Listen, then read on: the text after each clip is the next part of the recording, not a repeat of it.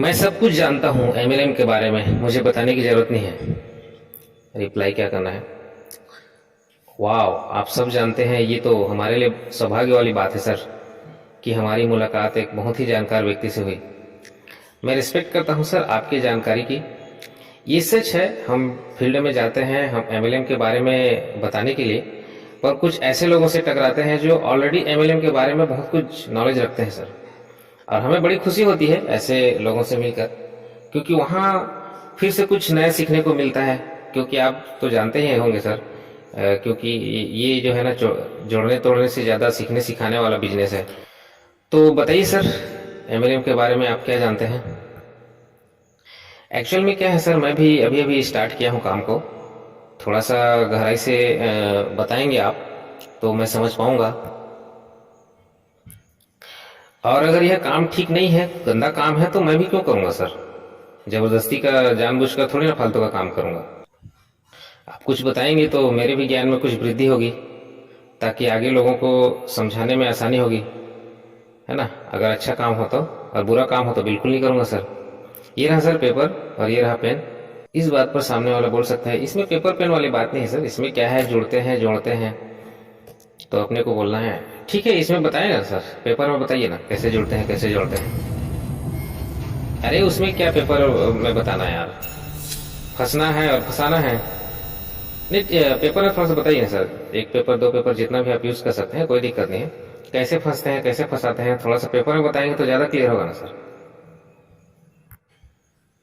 तो 99% चांस है कि सामने वाला जो है ना पेपर में नहीं बता पाएगा, क्योंकि उसको पता ही नहीं कि एमएलएम क्या होता है।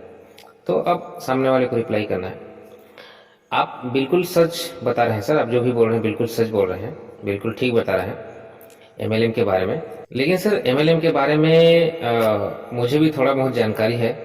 अगर आप 10 मिनट टाइम देते हैं तो मैं आपको बता पाऊंगा कि मुझे क्या आता है। उससे पहले मैं आपसे एक चीज जानना चाहता हूँ सर, कि जैसे आपने कहा कि मैं सब जानता हूँ, बहुत अच्छी बात है, लेकिन आप मुझे ये बताइए, क्या किसी चीज के बारे में जानने मात्र से ही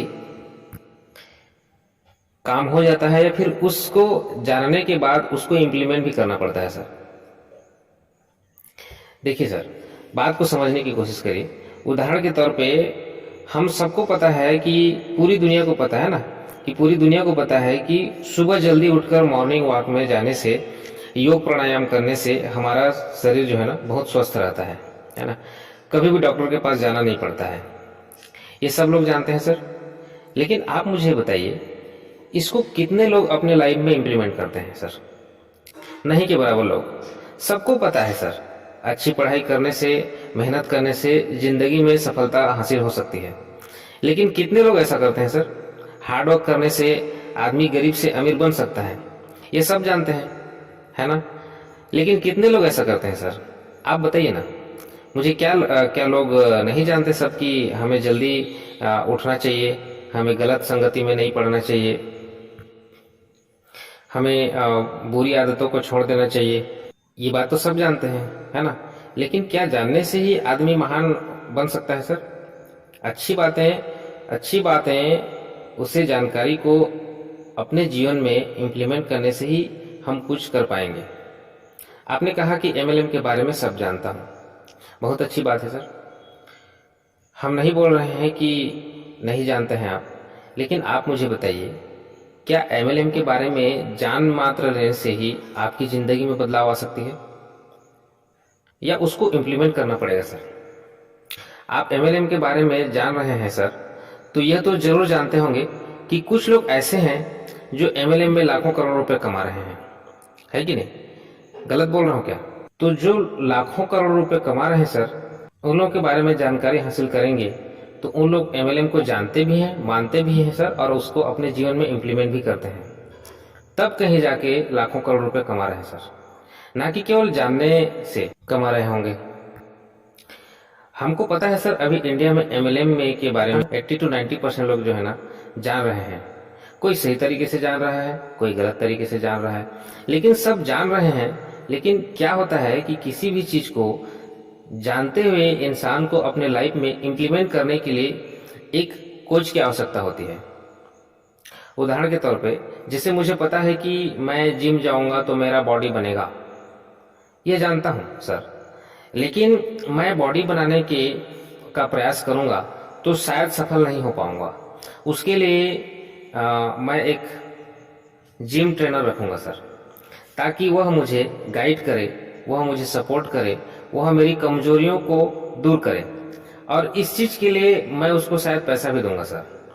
जबकि मेरी कमजोरियों को मैं जानता हूँ, मुझे क्या करना है मैं जानता हूँ सर, फिर भी मैं नहीं कर पाऊंगा। तो एमएलएम भी ऐसा ही है सर।